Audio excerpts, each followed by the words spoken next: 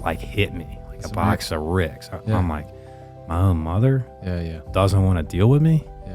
Like, what kind of person am I that my mom's about to come in and tell me she don't want to see me anymore? By my boss and the director of HR was like, look, man, I love you, but like, you need help, man. Go pack your office, close it up, get out of here. I don't know what I'm going to do with you, but like, I know you don't belong here. You know, so I spent my 30th birthday in a rehab facility. That is self-binding. So in a sense of you have to separate yourself from the thing in whatever way, whether it's temporally or geographically or whatever, and allow yourself to be able to heal, to like recalibrate your brain, your processes, your systems, so that whenever you come back, you're a different person, that like you have the capacity to say no. Hey, I got a really big problem. I'm an alcoholic. I'm an addict. I just spewed at them for like 10 minutes. Like, and they probably thought I was an idiot, you know?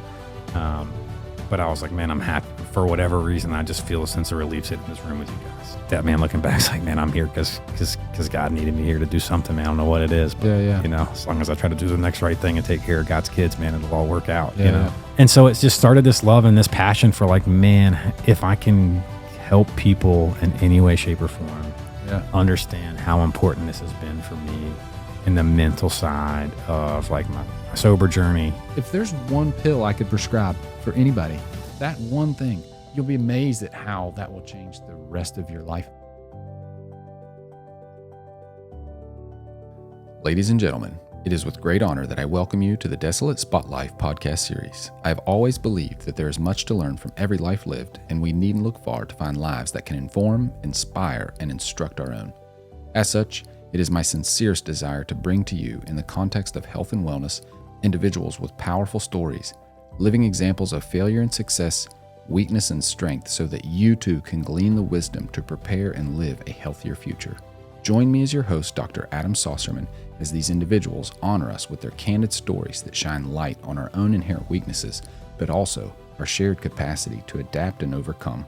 I genuinely hope these stories, along with humility and reflection, provide a greater endowment of agency in your life in the context of personal health and even our highest end.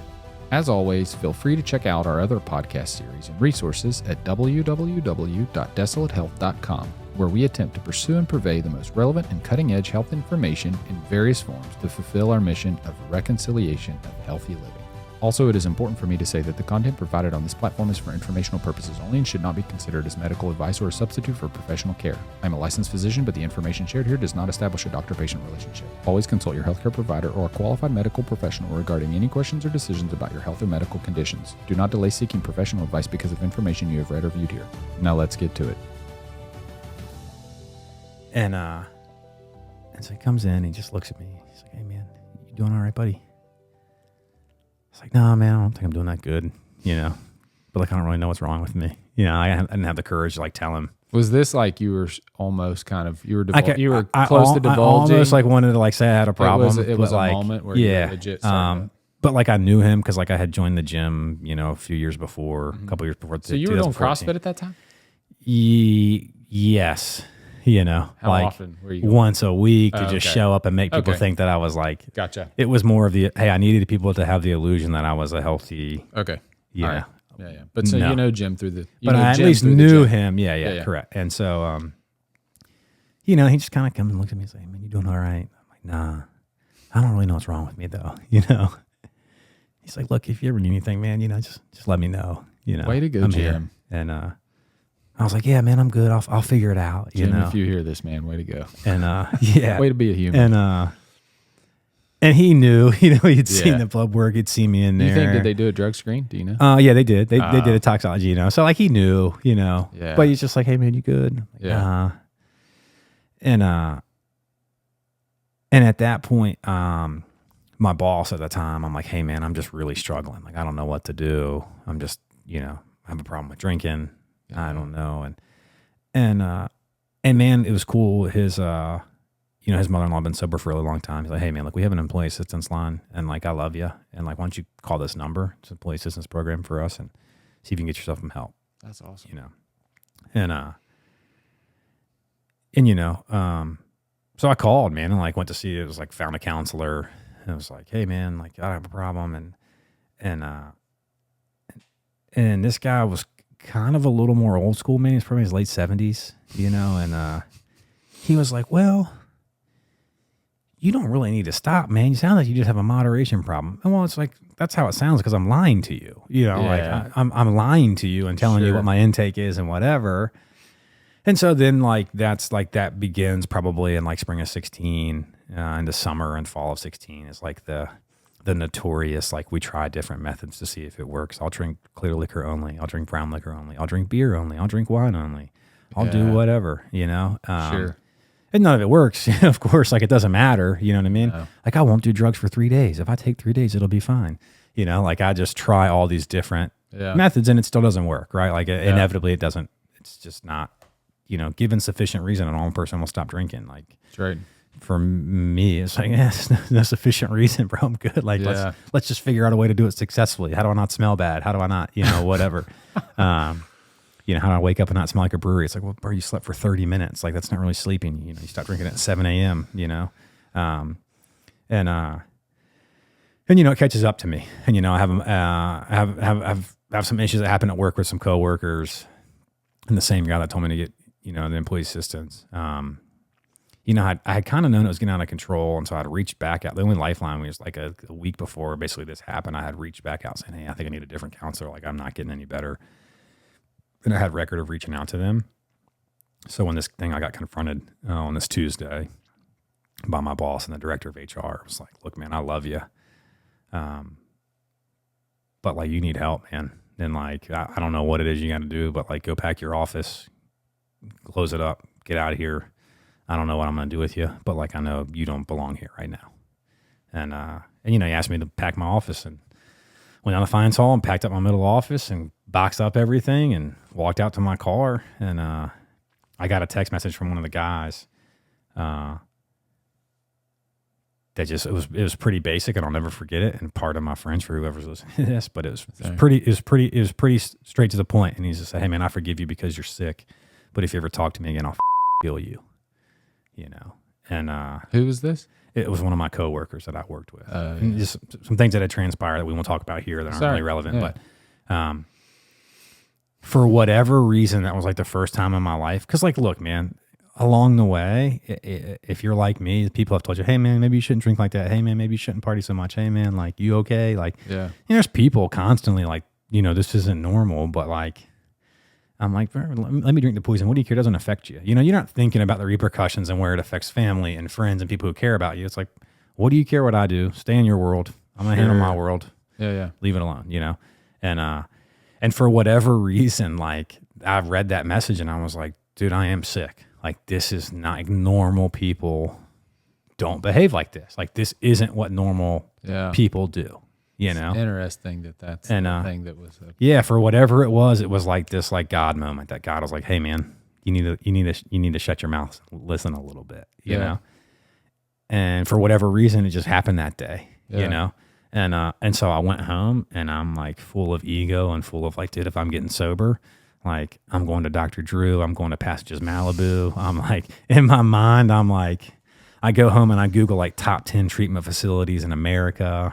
I'm like looking up all these top places. If I'm going out with a bang, you know what I mean? Like I'm going to go somewhere where I can say, yeah, y'all watch me on TV, you know? I mean, my ego was just like crazy, man. And I had this like God moment in the middle of all that. I was like, man, you know what? Like you need to have a backup plan that's not in Arizona, that's not in Florida, that's not in California, that's like in your backyard maybe. So I'm like, found this place out in the mountains in Mill Spring, North Carolina, man. Prayers for everybody up there. The place it's about 2 miles from Lake Lure and it just got devastated. But they're back up and running now, which is great. Started taking patients again last week. But I'd reach out to this place in Mill Springs, just in case. Like it's in my backyard. My family's from Asheville. Yeah. If I can't get to Arizona or you know, Minnesota or Florida or California, at least I'll have somewhere like 5 hours down the road that I can go to. And so I call. I was like, hey man, I think I have a problem, you know. And they're like, cool. We don't have any beds open right now. But like, give us your information, yada, yada, yada. We'll call you back, try to get you intaked. And so this was a Tuesday. And so the next phone call after I'd spent like an hour calling these places. And I called my mother, who was at the time was in Richmond. And, you know, we kind of had like a fractured relationship we got really close after my dad left. And then like in the last couple of years of me drinking, I just was, you know, not a good human, to be perfectly frank. And I was called and I was like, hey, I need to talk to you. She's like, well, good. I needed to come talk to you anyways. Are you off tomorrow? And she knew I was off every Wednesday. Basically, my work schedule was off every Wednesday and every other Sunday. So I basically work 6 or 7 days a week, depending on kind of, or 6 days a week max, maybe 5. And I said, yeah. She's like, oh, I'll drive down and see you. And so, I was like, hey, I was like trying to tell her, like, hey, I have a problem. You know what I mean? And I need you to stay with me until I can get checked into somewhere. And so she came down and we went, I wanted to tell her this, but I didn't want to tell her in private because I was like, oh, I don't want her to get all emotional and cry on me. I need to take her out to public. Do this in a place where like we can do this where like she won't break down emotionally in front of people. So took her to a restaurant over in Mayfair, and we probably said 2 words to each other till we got there. I could tell something was off with her, but I was just super nervous. And so we sat down to eat, and I was like, yeah, do you want to go first? She's like, no, I think you should go first. I was like, okay. I was like, look, I'm going to treatment. I need help. Like I've got a problem, and I need you to sit with me, so I don't do anything stupid until I can get there. And she just starts crying. I'm like, hey, me, I'm worried about me. I'm like, hey, relax, don't cry, it's okay. Like I'm sitting here with you, and she's like, no, you don't understand. Like I've been in prayer group, I've been talking to my friends and talking to the people at the church, and like I was literally coming down here to tell you I didn't want anything to do with you until you got sober or cleaned your act up. Like I was done with you. Yeah. And it like hit me like a box of bricks. I'm like, my own mother doesn't want to deal with me. Yeah. Like what kind of person am I that my mom's about to come in and tell me she don't want to see me anymore? And it was like, boom, it just hit me. Yeah. And I'm like, man, if this isn't a God moment, then like what is? And like, I'm your only son and you're just coming down here and telling me you don't want to deal with me anymore. And so I knew what I was doing was right. Like in my soul, I knew like, hey, this was the right thing to do. Yeah. And man, she's a saint, dude. She sat with me. That was Wednesday. It was funny that Wednesday night, a couple of places had called me back. And they're like, hey, we can get you in here in a week. And they had called me and they were very like medical, like, hey, tell us this, like blah, blah, blah, blah, blah. And I got another phone call from that night from the place in the mountains. And they just called and say, hey man, how you doing? I was like, well, I haven't drank today, and my mom's here. And I'm like, okay, man, you need anything? You need to send somebody down to you? And I'm like, no, I'm good. Like, my mom's going to stay with me. I'm like, okay, well, we got some good news. Like, we can get you in on Friday. Like, if you can get here on Friday, we got a place for you. I was like, perfect. I'll take it, Yeah. And so I looked at my mom. I was like, hey, can you stay here till Friday? Like, can you just make sure I don't do anything dumb for the next 48 hours? Yeah. And so how long has it been now that you've been completely not so doing anything? 8 years and 1 month. No. I'm talking about in this moment. Like, so you're with your mom, you're getting this phone call. How many days had it been where you're like, I'm going to go to treatment, and you stopped everything, plus mom had gotten there, so you hadn't got a chance to drink, you hadn't got a chance to do any cocaine or anything? Yeah, so that stopped like Monday that week, like Monday, probably 11 a.m., and I hadn't had anything in my system since like 11 a.m. on Monday. So not very long. No, it'd probably been 36 hours. Okay. I just want to know what your physiology, what you're feeling. If you were feeling so that weekend, so I'll tell you, the weekend before was a wedding. So I'd taken off work on Thursday, Friday, Saturday, Sunday. I had gotten, I think, like something like 12 grams of cocaine for the weekend that I ran out of by Saturday. I had a re-up. Got on Thursday. I was out by Saturday, whatever. Yeah. And I literally partied for like 5 days and just like kind of remember the wedding. It was kind of a blur. Eddie and Sammy, I love you. I remember some of your wedding, but not much of it, But, just basically blew it out. You know what I mean? And that was kind of what transpired. All this other stuff. And then found out about it at work. And then they sat down on that Tuesday. And so, yeah, I mean, hadn't that between like, when I got sat down at work, it had been probably 24 hours since I'd touched anything. To like the Tuesday, let me know. And then, I think John might have I had a couple beers that night, that Tuesday night when I told my mom, but then by the time she got there, I'd just say, clean the house, throw everything away, get rid of everything that's in here. Yeah. Just, I'm going to shake and I'm going to do whatever, but like, just don't let me leave. You know what I mean? And so, I got up there on Friday, they checked me into the medical facility. They had to do like a 6-hour watch on me. Like, hey, what do you have? Let's check your blood levels. Let's make sure you're not going to detox and die off something. They had a detox facility within the facility. So they have a medical facility upstairs that has like 12 rooms in it. It's a 2-floor facility. Females are upstairs. They separate men and women. Yep. And then they have a medical facility upstairs that's like it's like 2 full-time doctors and like 10 full-time nurses, and so they detox. If you can just do it all in one spot, basically. Sure. And so they check you. Hey, if you were an opiate user, or you were on benzos or something, hey, you might be in this detox facility for 14 days, so we know you can actually function before you can get released to general population and go get a room with a bed and share a room with someone else, But it was about 6 hours. Like, all right, man, like you seem like you're not going to be, your blood levels are okay. It's been long enough. Like, hey, go join the men's room. And so you have a bag of clothes, man, and you're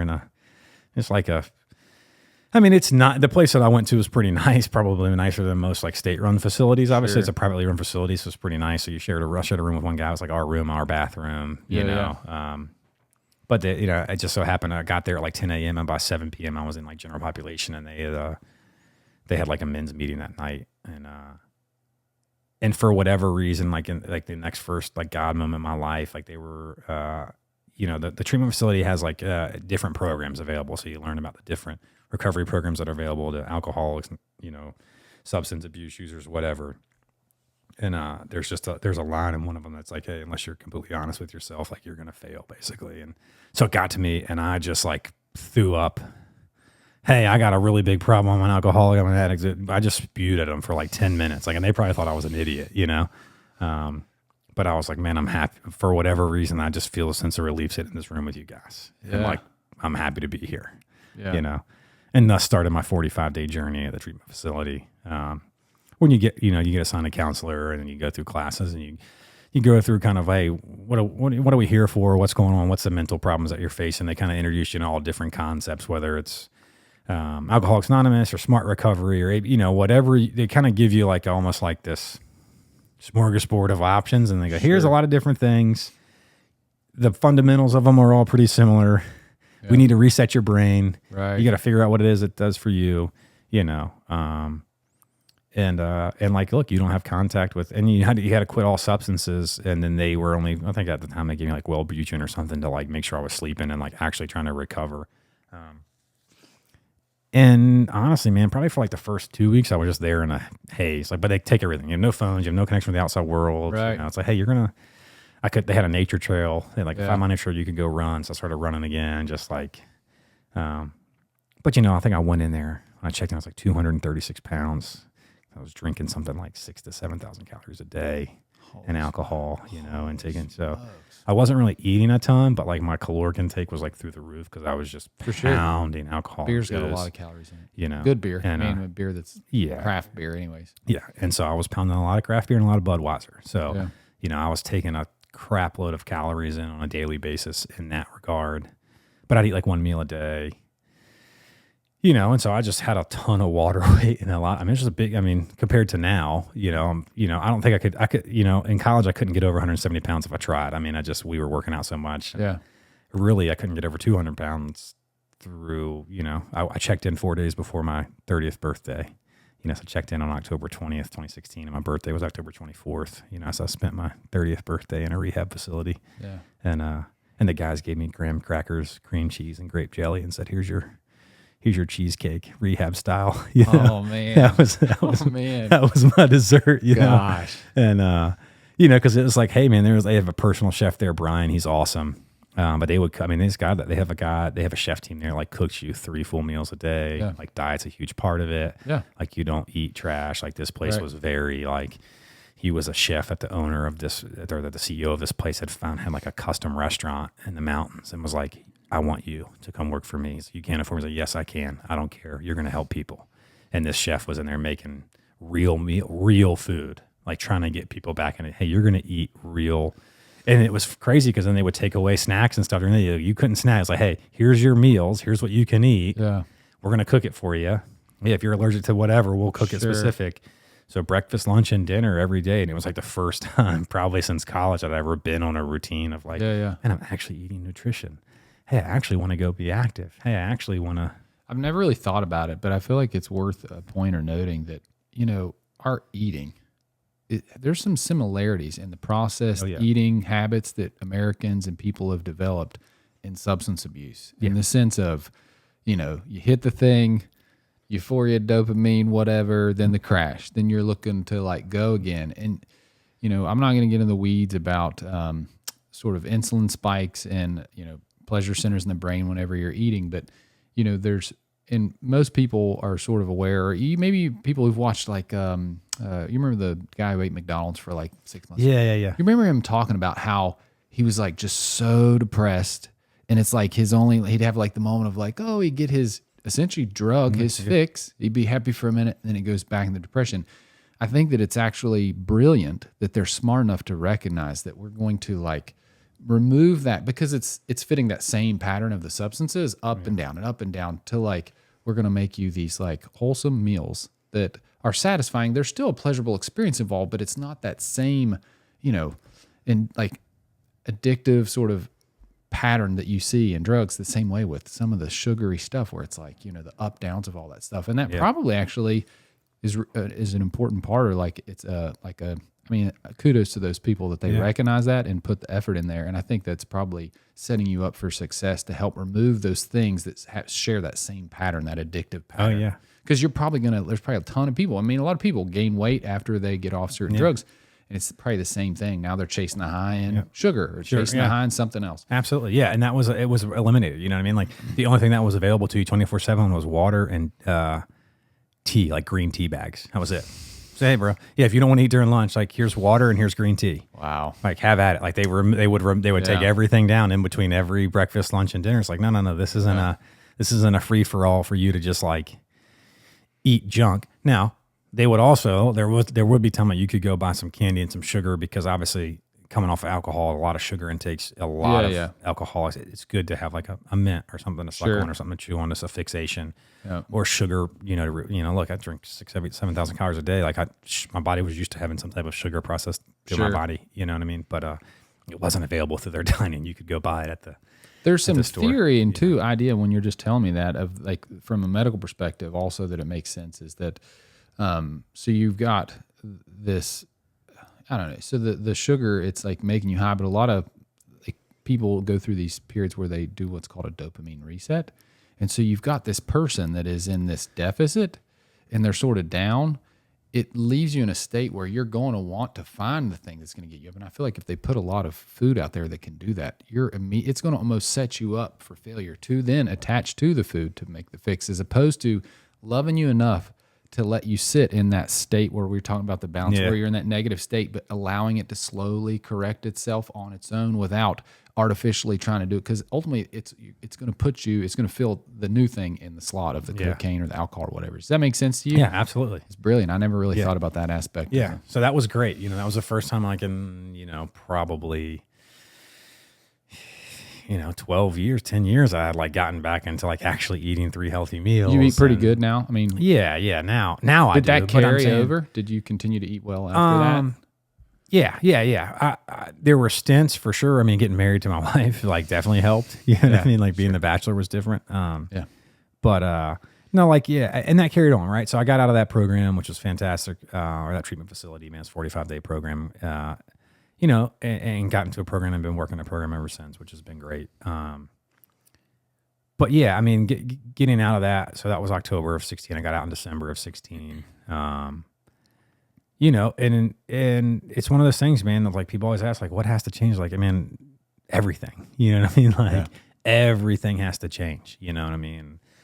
And some of it, you need the people and the wisdom around you who have walked that path or have done it before you, or at least, good guidance of like, hey man, I left there thinking I'm leaving the car business when I get back. I'm going to do something different. I'm going to do whatever. And my counselor's like, hey, like, why don't you give it 6 months? Like, try to just work for 6 months, see how you feel. If you want to make a change, great. He said to go back to work and stay in the car go back business. to work. Yeah. Just go back to work for 6 months. There was no triggers or people at work that but like my fear was like, man, like that's just it's just a pain in the ass. There's so much bullshit to do there. Like it's not worth it. And I had this lady, she was a lady counselor, Cheryl. She was great. She's like, why don't you just like give it 6 months? And like, if you really hate it and it's not, and you're having problems, like, and like, wouldn't you know it, like doing that job sober was way easier.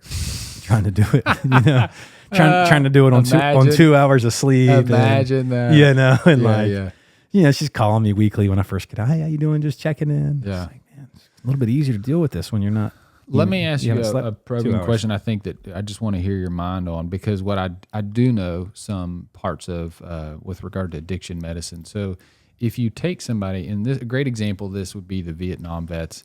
Whenever they went over to Vietnam, there was an amazing, people don't realize the amount of substance abuse that was going on in Vietnam. So what was crazy though is I forget the number. I mean, it's astronomical. Like I want to say marijuana, opium, some other things they were using in Vietnam. 70 or 80% of people, of the soldiers over there, were actually using substances. But what is amazing is that when they came back home, the numbers, someone could fact check this, but I think the numbers were like maybe 20% or like 15 to 30% of people were using. So it went from 80 over there, 70 or 80 to something drastic, like say 15 or. So the point of that is, and what we know from other studies and other things, that environment plays a huge role because of the triggers and all the things that are associated with the substance they got out of that sort of environment. My question to you is, you came back to Wilmington, I guess, and went right back to where you were. Yeah. What's your thoughts on like the environment piece of addiction? And yes, I think that is true. What you're saying is true in certain circumstances and not in other circumstances, right? I think there are people who come from environments that are like either in an abusive environment or an area where like, hey, I'm trapped in this socioeconomics place where everyone around me is doing it, and everything, whatever. That change is needed, right? Like you needed, and like I needed to, like, let me be clear. There's a lot of people who don't go to any treatment, and treatment is not a prerequisite to get sober or whatever, by all means. But I needed to get away from the environment long enough for me to just detach. Like I definitely needed to detach. You know what I mean? Let me, one more. I hate to interrupt. You're good. But so like, this is a valuable add to somebody else's life. And what, because just so you know, man, everybody, addiction, because of just the nature of human beings and psychology, whether it's like doom scrolling, on Instagram or video games, or getting on Amazon and purchasing the next thing, or pornography, substances, alcohol, whatever it is, like everybody, sugar, food. Yeah. I think it's just innate human beings have a tendency towards addiction. But so like what you're talking about, and I think it's probably like the medical world or term with regard to addiction medicine, is self-binding. So in a sense of, you have to separate yourself from the thing. Yeah. I'm not, again, going back to like libertarian in a sense, like I like it as the most in theory, but there's this realization, and this could go to like a biblical principle, like Jesus talking about, if your right hand offends you, like chop it off. He's not wanting people to walk around without hands, but it's speaking to the idea of separating yourself from this thing. And I'm not saying that he put a time frame on it, but in whatever way, whether it's temporally or geographically or whatever, so that you can get some space from the thing and allow yourself to be able to heal, to even have the capacity, because you have to recognize, like, you're sick, you're ill, your brain is functioning completely different. And no matter how hard you try, there's just, your success rate is going to be terrible. So you're trying to get the space that you need to like recalibrate your brain, your processes, your systems, so that whenever you come back, you're a different person that has the capacity now to say, you know what, like you have the capacity to say no. That addiction piece, it's still there. It'll still absolutely be there, but it's a little bit different sort of scenario. Does that make sense? Yeah, 100%. Right. And so that detachment for me was going to a treatment center. Right. So yeah, I mean, I wasn't detached for long, but I mean, look, whether it's like, adolescents that go to like the farm camps for 10 or 12 months or whatever those things. There's a lot of things that exist that try to create that environment. Hey, you're not forever detached from this, but you're going to detach enough to at least change your chemical makeup and your component for when you come back into that environment, you're rewired in a way, right? And then it gave me enough rewiring that like, I came back to Wilmington, but like, I didn't go to eat where I used to go to eat. I didn't go do the things I used to go to, the places that I would go. And then what I would do obviously started changing, right? I wasn't at Wrightsville Beach at 10 o'clock at night. I wasn't at, you know what I mean? Like, I had to create a new routine and a new, and a new thing. So I think detachment and sometimes is absolutely necessary for certain people. And I think certain people, it's like, hey, if you can detach for 30 days, you might be able to come right back to where you are as long as you're aware of what's going on, right?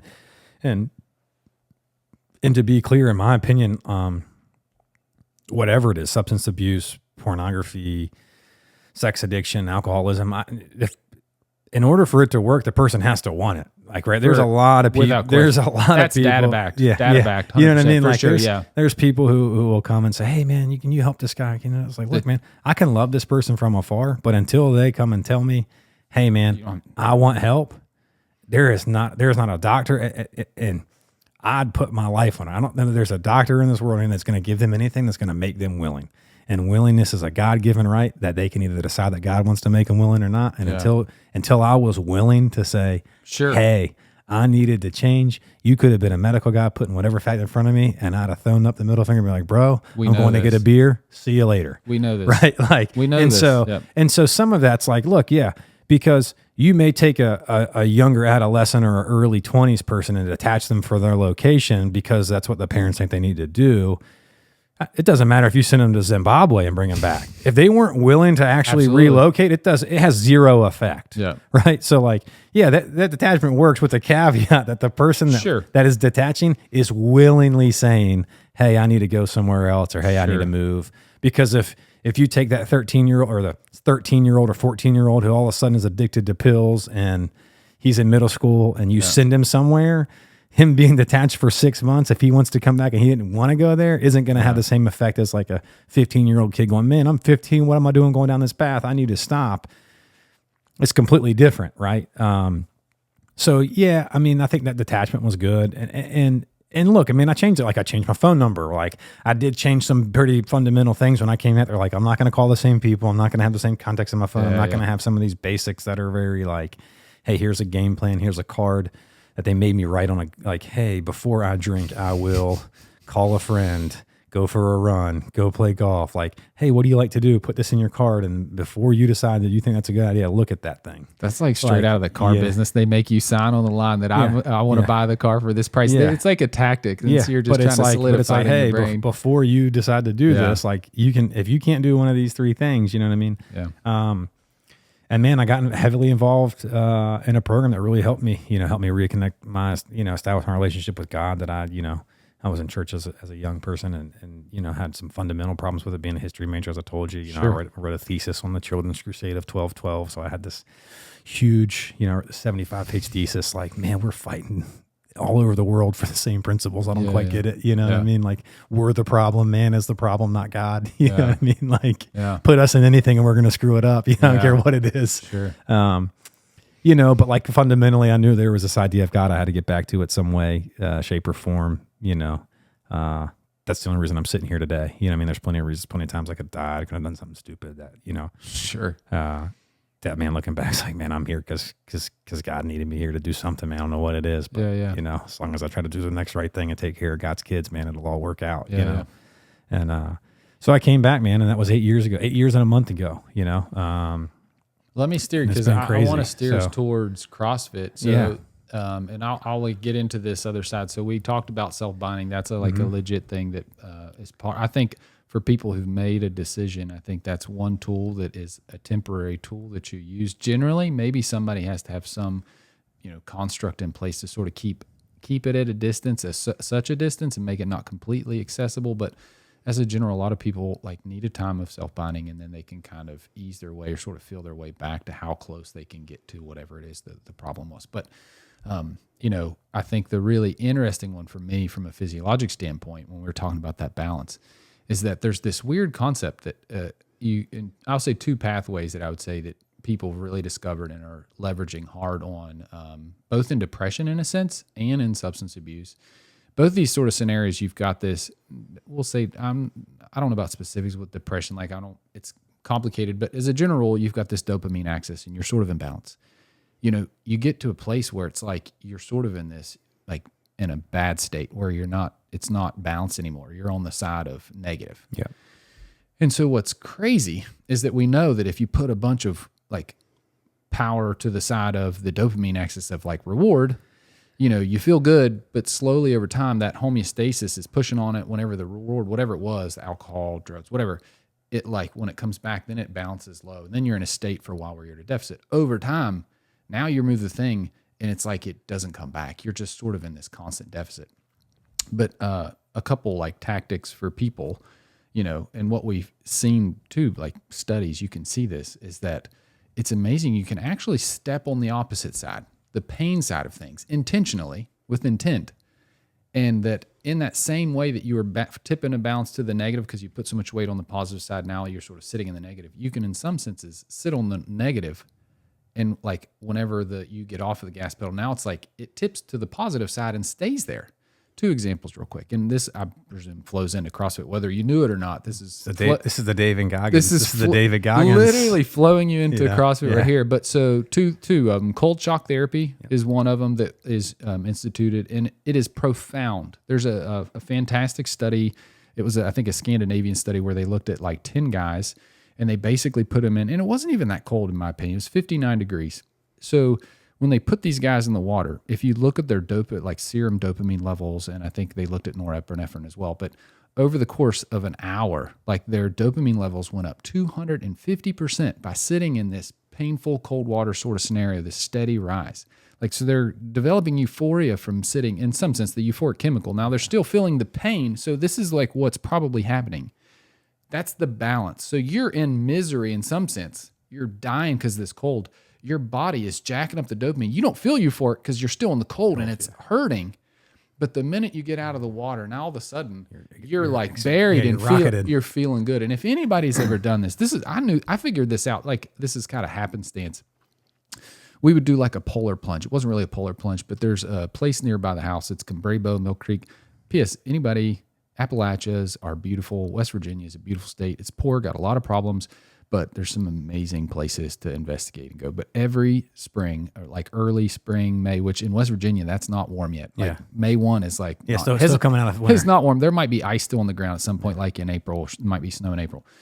But so it's buried way down, like in the crevasse of this like mountain range, and so it's a spring fed, so it's cold pretty much all year round. But especially like in May, like the snow's just melted off, you get a lot of runoff. That water is like butt cold, like 40 degrees, crystal clear, beautiful. There's a beautiful falls there. It's moving too, which makes it even worse. There's truth to that. So I don't remember when we started, but I was like, we're just wild. Like, I try to be wild with the family. I want the kids to be wild and crazy. I think it's a good, spontaneous, good aspect to have.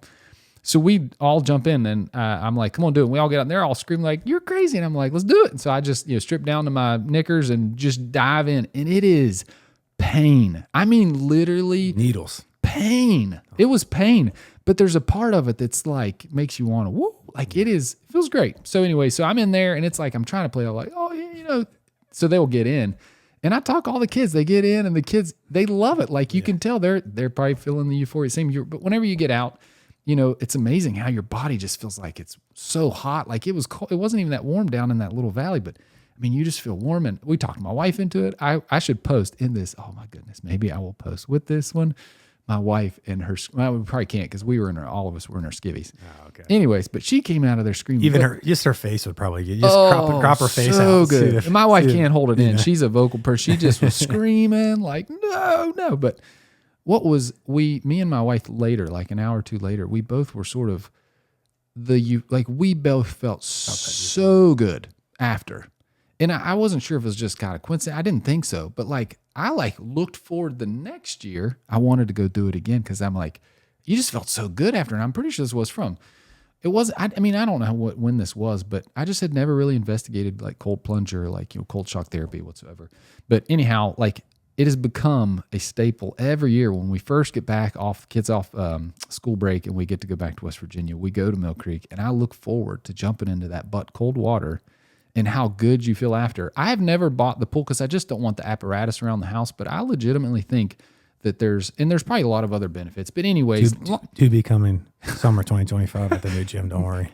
Yes. I'm so excited. There will be 2 cold You'll plunges. Probably have me by that time. There will be 2 cold plunges. Have you ever done it before? I have. So did you just from a practical sense, it's like this is legit. Like it changes your physiology. Yeah. Andrew Huberman. So I listen to a lot of Andrew Huberman, not at Stanford. Talks a lot about it. You know what I mean? I'm a big fan of Andrew Huberman. I'm a big fan of Cameron Haynes. I know Huberman, I feel like, but I don't Cameron know Haynes. Cameron Haynes, like a professional hunter, has been for years, been a big game hunter, but he's like he runs a marathon every day. He wakes up and he runs 13.1 miles and he goes to work and he comes home and he runs 13.1 miles every single day. And he is an avid big game hunter. And his thing is, if I can't hike 50 miles in and kill a deer and pack it out. I don't deserve to kill it. Yeah. And he is a absolute freak. Yeah. And if he goes, hey, I don't have time after work today to run 13.1 miles. Cold shot. Then I'm running 26 miles at 3 a.m. and then I'm getting in the cold plunge this afternoon. So, and so, him and David Goggins had this, who could hold on the longest, how many days in a row could we win a marathon before someone broke? And I think they went something like 600 and some days they ran a marathon every day straight. That's just unreal. Unreal. Ignore shin splints, ignore everything else. Sure. But it sparked Huberman, and I don't know the name of it, so I'm not going to quote, but there's a receptor in the brain that Huberman has found, and it's like 6 months ago. He published an article that I wrote. Because Huberman was infatuated with this David Goggin, Cam Hanes, why do they do this? Yeah. What is it that makes them available? Like, how do they ignore the 40 shin splints that they have? How do they ignore the torn meniscus? How do they continue to just run 400 miles and they don't care? And Cameron Hanes is a big ultra guy, runs 200-mile races and all this stuff, and he'll just run for 36 hours straight and not care and doesn't stop and doesn't eat and just takes little sugar packets and keeps moving. And there's a receptor in the brain that they found at Stanford in this neurological study that it's exactly what you're talking about. Yeah. And basically, if you feed the body and the brain with something that you don't want to do, that you know is hard, and you don't want to do it, but you do it anyways, it grows. I have no doubt about that. In practical experience, but it doesn't surprise me.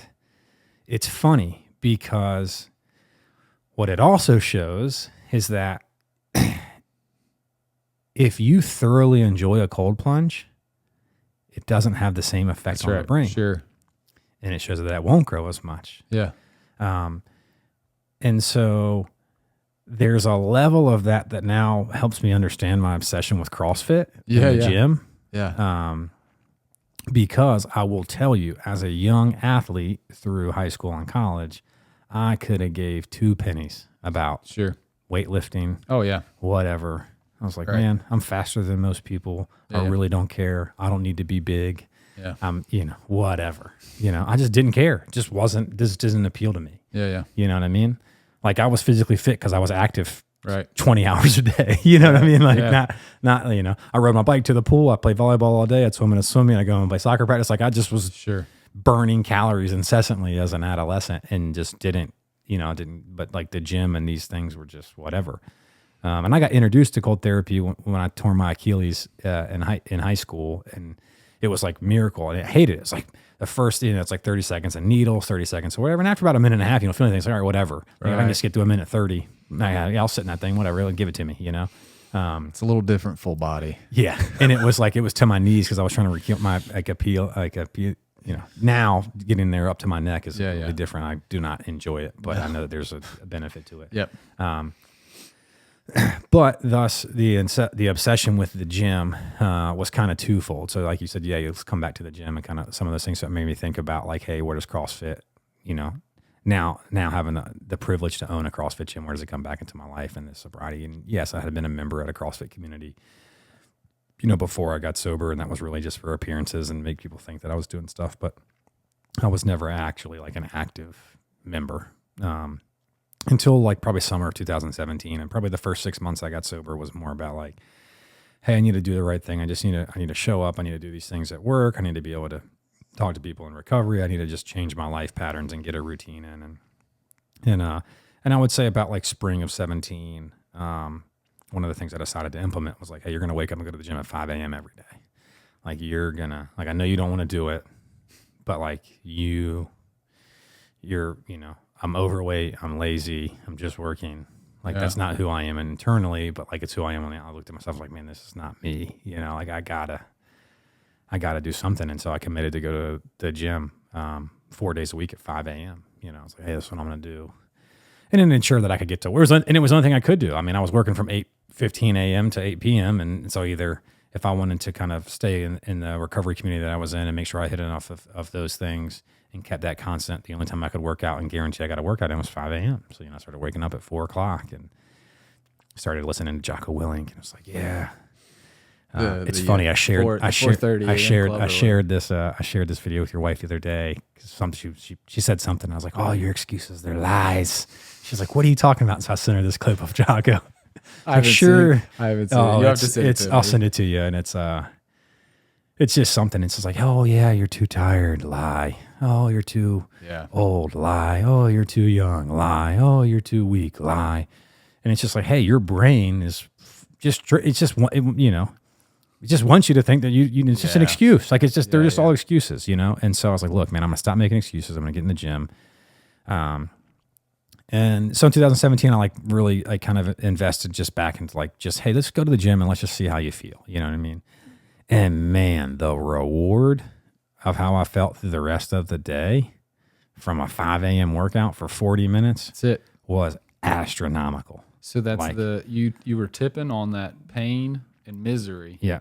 It's amazing. It's like, decidedly, I'm going to intentionally push on the pain and misery. Yep. And it's amazing because once you come off the pain and misery, because your body has to build up to balance it out. That's that homeostasis. All of a sudden, you still stay on the up and up throughout the day. Absolutely. And it sucked because I don't like not being good at stuff, and I couldn't double under, and I couldn't bar muscle up, and I couldn't butterfly pull up, and I couldn't pistol squat, and I couldn't snatch over 95 pounds, and I couldn't, and it would and it would piss me off, and so one of the tricks that I taught myself that I still kind of do to this day, and some of our group that we go to at 6 a.m., CrossFit Coalition, shout out, they'll talk about the workouts the next day, and I have a rule I don't look. My wife is part of that. Yeah, they are a bunch of nuts. They'll just talk about all this. Can you believe we have that? And I just ignore it because I have this rule that it's like, it doesn't matter if I don't like it. You're gonna go do it. Yeah. And so I won't look at what the workout is the next day ever. I don't care. Sure, you shouldn't, because there's part of it that's good. Let's go and do the thing I don't like. Yeah. You almost have to ingest that mentality and keep it with you. I want it to suck. That's the Goggins mentality. It's it is good to instill in you. I don't care. I'm just going to do it. I want to be faced with this challenge that I don't want anything to do with, and still do it anyway. Yeah, because inevitably someone will look at it and they'll talk about it the day before. And then they'll go, "Oh, it'll be fun though." And I hate that movement though. And then magically they don't show up at 6 a.m. the next day. Sorry guys. Kids are sick, or sorry guys. And I'm like, Mary tells me about this because I asked, because I guess there's this stigma. I don't know. I don't personally CrossFit this time. I've in and out with CrossFit. I love so many of the principles behind CrossFit, and probably maybe someday later, again, when my recovery and schedule fits, I'll be back in the CrossFit gym. But there's this weird stigma. I don't know. They don't like running. It's just as a general rule, the average CrossFitter tends to not run. And I ask my wife sometimes, if the workout has running, I'm like, does people show up or not show up depending on the work? She's like, yeah, absolutely, that's crazy to me. If there's running, that 16-person class that we have 90% of the time, and it's fun Metcons or whatever, that is crazy. It's throw a 400-meter run in there, and it goes on 8 people. You're like, what just happened, bro? That's really, I don't understand. Just run. Which is the opposite. I mean, obviously, then you probably suck at running in it. Yeah. Which is but how are you going to get better unless you're here working on it? Yeah. So I kind of adopted that mentality in 2017, right? And just fell in love with just hey, I don't care if I suck. This is the first time in my life that if I suck at something, I need to get better. I need to work on it. Because the other things that I had done to that point in terms of athletically had always just kind of come naturally. Right. Easy. It was this is easy, great. And if someone was better than me, I'd be like, yeah, that guy puts a ton of effort into whatever. Sure. I thought that was the dumb, dumb. And I was like, you know what? I need to really after about a year of just kind of showing up to 4 days, maybe 5, but kind of 3 to 4 days that first year of just hey, you just need to get your body and go do it, and don't matter what it is. It was 2018 that I was okay, I want to work on specific things that I suck at. Yeah. And I hired a trainer at the time. It was Clint Hobbs, was one of the coaches there. I know Clint. And I was like, dude, I want to learn how to do a bar muscle up, and I want to learn how to double under. Just teach me these 2 movements. Yeah. That's all I care about. That's what I want to pay you for. Sure. And so there began my obsession with piecing CrossFit together on a fundamental, constantly various movements performed at high intensities. This is CrossFit. You know what I mean? And it was cool. I'm tired of not being able to do these workouts as they're written, because I have to do single unders, or I have to do this. And I want to there was a sick part of me. It's like, I want to know what it feels like to have to do those at the end of it and just want to vomit, you know? Which Reed does, by the way. And I've worked out with Reed. Yeah, I do probably once or twice a week. You know, like I just don't care. Like, it's so like, weird. He's a routine vomiter, and I'm just like, whatever. Which probably has to do with the fact that I dip, which is terrible for me. But like, whatever. My esophagus, whatever. But like, I just don't care. I'm like, dude, I'll go to that place. Yeah. And if it sucks, I'm like, let's go. You know what I mean? That's a great mentality to have, I think. And so that started this love for it, right? And so I started training 4 days a week consistently, 5 days a week consistently. And literally I got to 5 days a week at like the end of 19, beginning of 20. And I was like, this is going to be my time. I'm going to figure this thing out, you know? And then it was like, boom, COVID. Hey, you're working out at the house. Hey, here's your home workouts. And I was like, man, this sucks. Meanwhile, what had really kept me back in terms of becoming a better athlete as a well-rounded individual, because this goes back to your eating question and everything else, was my wife got pregnant in 2019, in summer of 2019. And I will tell you, I approached fitness from 2017 to 2019 as I work out so that I can eat whatever the hell I want. Sure, a lot of people do. Like that was my mentality. Yeah. So like, yes, I was working really hard, but I was like still 220 pounds. Yeah. I would fluctuate. I got down to like 211, I think, and then I fluctuated back up to 217. But I just ate anything and everything that I wanted. Now, some of that probably was in the first few years I was sober. I pounded sugar in the afternoons. Like I needed this sugar. Like, you know, you probably know the medical terminology or whatever, but basically because I had this routine for drinking and substance abuse for so long that like at about 4 p.m. every day, my body was programmed to know that, hey, in 3 or 4 hours, you're going to start this cycle. Yeah. And so before I got sober, I could taste the booze. I could taste the drugs. I'd get the brain would start going, hey, we know what's coming and we need it because you can't function. And so the first couple of years sober, like it was like, it's 3 o'clock, 3 Red Bulls and 2 bags of Sour Patch Kids. You know what I mean? Like, boom, down the hatch. You know what I mean? Like, and oh my gosh, that would probably turn me belly up. Yeah. My God. And so like while fitness was important to me, nutrition had kind of taken a back burner. Yeah. Plus, like my wife and I both worked this crazy. You know, we got off work at 9 o'clock, so we'd be going to eat dinner at 10 p.m. Like I'd go to K38 at 9:30. I'd eat a Tower 7 burrito, which is like carne asada and whatever. It wasn't terrible for me, but I ate it at 10 p.m. and I was going to sleep at 11, right? And so the habits that were forming from a nutritional standpoint metabolically were terrible. Sure. And look, man, I used my wife's pregnancy as an excuse to eat about a half gallon ice cream a night for probably a year. I mean, I would go buy a big gallon tub and I'd eat it. And I'd eat like half of it one night, half of it the next night. It goes like 3 tubs a week. I mean, just terrible. Yeah. You know, terrible. You probably have a pretty decent metabolism. Like genetically, you probably get pretty good genetics. For anybody to do that, you should have been probably 350 instead of 240. Yeah. You probably should have been 350. Yeah, and I got back to like 225. Like when I think Timon was born, I was like 225, 226. And I was working out 5 days a week, but I mean, you're eating. You know, pick the crappiest list you could get from the grocery store, and I was smashing it. Yeah. You know, and man, what really helped me was like my wife after the first child was like, I'm getting back in shape. Like this child's not ruining me, you know? Yeah. And she's probably way more hardcore disciplined than I am, but she's like, hey, we're getting a nutritionist and we're doing the deal. Like, I don't care what you're saying. Like there's no excuses. Like we're doing this. I was like, yeah, let's get after it. You know? And so I really changed my nutrition in 2020, but I wasn't working out as much, but I was able to lose like 20 pounds in like 3 months. It was like, boom. It was like, I was working out at the house, doing all these home workouts, but I was about 226 when Tillman was born in January. And by June I was 205. And I was like, dude, this is crazy. Yeah. So like, regardless of how hard I'm working out, this nutrition thing plays a way bigger role than I ever, you know, because as a child, man, I ate whatever I wanted to. When you burn 4,000 calories a day, you're always eating at a deficit. It doesn't really matter. Sure. As an adult, you're not you burn 500 calories a day. You're not eating at a deficit, you know? Yeah. And so the nutrition part changed in 2020, which then by 2021 really was like, probably at the end of 2020, beginning of 2021, they started opening gyms back up like the summer. You could go in there and work out. Yep. By the end of 2020, 2021, I started really seeing like, all right, 205. Okay, 202. Okay, 199. Damn, okay. 195. All right. Well, then it went from like, all right. And it was like and it was a very macro, hey, here's the grams of protein, here's the carbs. Like I just very kind of simple, but like, hey, I was just trying to eat to the effectiveness of you know, what I needed to with meal prepping or whatever it was. And then I got to like 199 and I stayed between like 199 and like 205.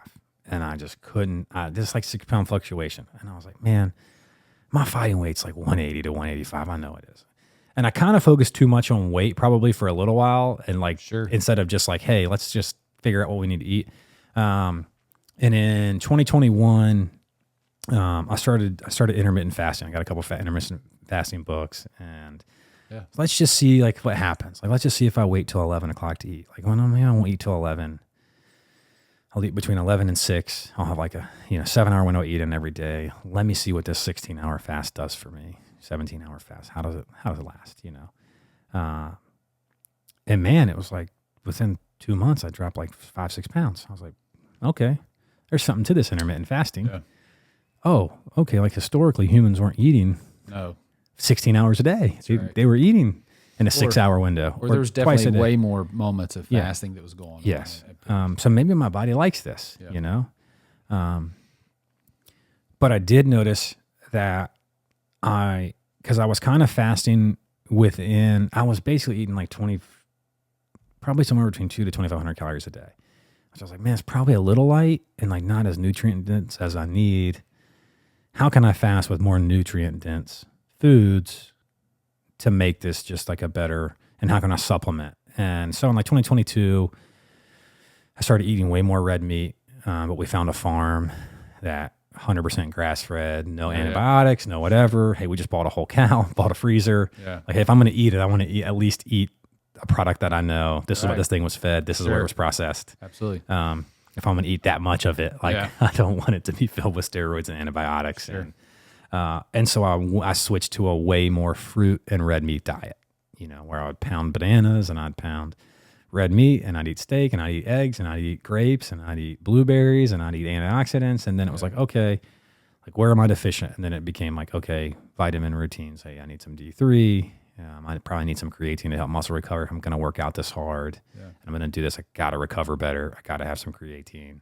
Got to have some things that just are going to help my body, And so, I got there. I've gotten to this, like, I'm 184 to 188 given any given day, depending. But my performance shot through the roof because now all of a sudden doing the 2-bar muscle ups I could at 215.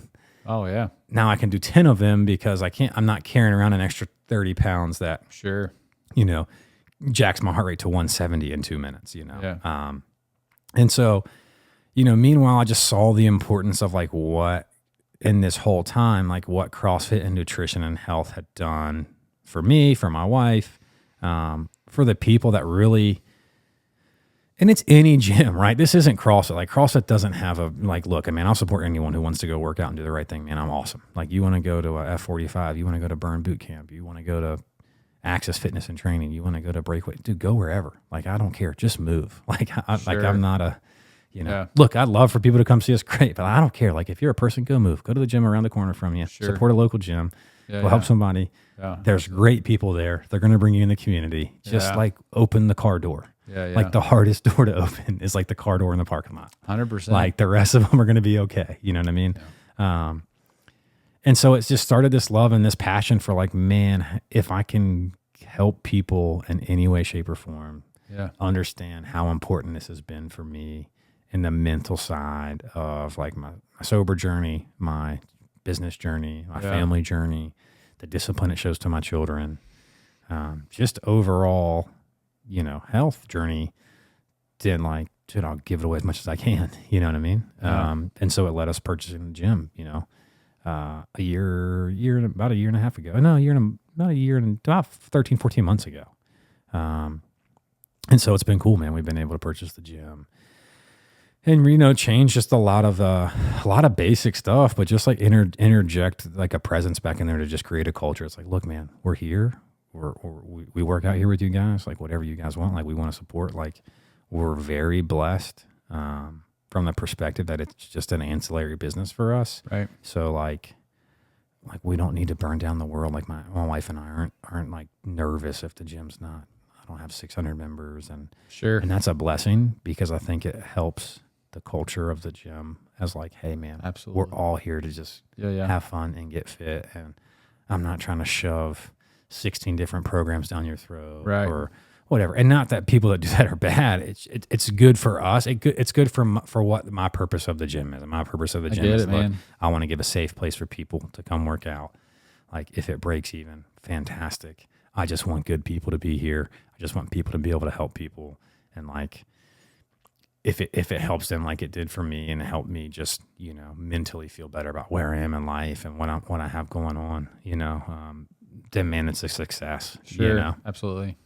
It's weird. I don't know. So I'll say, I practiced emergency medicine in a private group for 10 years full time. And, we got to a place after 10 years, like for a multitude of facts, like we were very successful. But also like we lived, very much below our means for those time, like during that time period. We were always big savers, investors. And I felt like it brought me to a place where, I think I talked about this in a podcast with a guy, and sort of went in depth of like all the things that sort of transpired to me to breaking away from being full-time emergency medicine, still doing it part-time because I love it to death, but then starting up a separate health business company.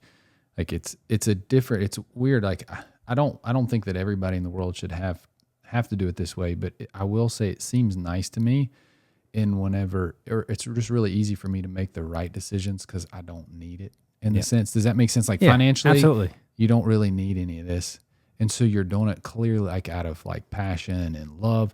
And, I want to see, like, I'm sure you want to see your gym succeed. Like, it doesn't take away. You're doing the things that you typically do to make it succeed or whatever. But it's nice.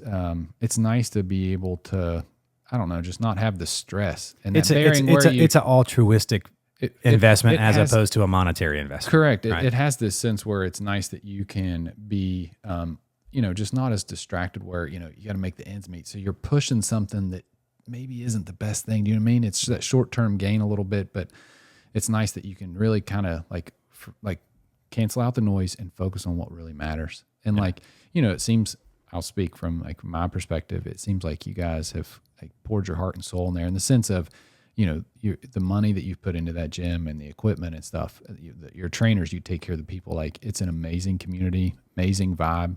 The equipment and stuff's phenomenal. Like I'll say as a plug, like it's amazing what you've done with the gym and the community. The people who aren't there don't realize it yet. Go check out CrossFit Coalition as a plug because, they're doing amazing things there. And this community in Hampstead particularly, because that's where it's located, they're lucky to have you guys. They're lucky to have you, they're lucky to have that gym. And your story, that's phenomenal, dude. The fact that you just sit here, we got to get off here. I got to go be with my family. But I appreciate it. Dude, Reed's is busy guy, or more busy than probably I am. The only thing that I've got up on him is I got 4 kids. Yeah, I only got 2, man. Chasing the whirlwind. But, I got to get going. But, I'm so thankful that you sit down here for literally over 2 hours. I don't know what it ends up being, but over 2 hours to sit here and tell a story. And hopefully, like I'll just real quick to bring it back, because this is like sort of in sense all things health, and I like want this to actually be of value add to somebody if they can see it. But like some big things that we talked about in like sort of Resumen. I can't unfortunately because they're not my patient. I can't prescribe anything to anybody. But some things that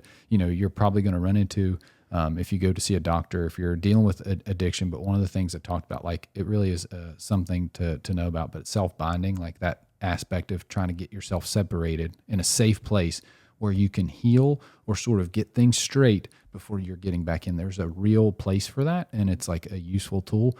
We talked about cold shock therapy and like tipping on the pain balance intentionally with positive things like exercise has, man, if there's one pill I could prescribe for anybody, it's exercise. It's almost literally that will change that one thing. You'll be amazed at how that will change the rest of your life. But so like tipping on the pain scale, I encourage anybody to take something like a positive, like I'm going to go out and do this, and whether it's CrossFit or whatever, to tip on that pain scale, you'll be blown away at how the positive effects downstream after a lot of people. And honestly, like some of the people in CrossFit, they're almost like twisted, almost have an addiction. I think they just naturally have gravitated because they know it makes them feel good, and it's like they're addicted to that pain, which I get it. But so there's real physiology behind it. The cold shock therapy, same thing, and that's like data backed. I mean, the cold shock therapy pushing on that pain scale. I think one thing that I'll point out, Reed, which is hands down, this is amazing, Reed. Like you're a guy, you deal with a lot of people. You could be afraid of what people might think of you or all these other things. One of the and what we talked about earlier, like your candor, and for anybody out there, I know there's so many people that are probably like, they're dying to say, but they're just terrified. They're afraid to say, hey, this is who I am. And I think, Reed, you could attest to them. Like, it's kind of like, man. Yeah, there at some point you just gotta, like, there's relief, man. You have to let go. You know what I mean? Like, yeah, it's a honesty. Man, you just like, believe it or not, the world's full of good people. Like, we're all God's kids, and there's a lot of good people that'll do a lot of good things if you just let them help you. So 100%, I'll pair that. There is absolutely some real turd heads out there, or judgmental people, man. Those people forget about all of them. But I can tell you, especially like, in the same with his gym, if you walk into that gym, let's say you're someone who is obese, never done anything in your entire life, those people, when you walk in that gym, you're going to feel like everybody's looking at you. No. They're like, come on in, they're man. Dying for you to be, they go. want you to be part of their community. Absolutely. I know Reed does, and that is why they are there. So anyways, I'm probably going to run off track, but just want everybody to know how much I love Reed. Man, I'm so glad that you sat down for 2.5 hours or whatever we did. Dude, I appreciate your story. Yeah, man, appreciate your honesty, and just keep doing what you're doing, man. Dude, thanks, man. We're looking forward to 2025. New gym. Heard you probably maybe I'll even be there. Get a little cold shock. It'll be cool. There'll be a recovery room with a couple of saunas, a couple of cold shock therapies. It's crazy. So it'll be fun, man. So thanks, guys. Thanks for watching. Thanks. Appreciate it. Yeah, buddy. This concludes our Desolate Spotlight on Reed Westra. Please do me the honor of liking and subscribing to the channel if, and only if, you found this series valuable. This helps promote Desolate Health and fulfill our mission of seeing individuals and families reconciled to healthy living.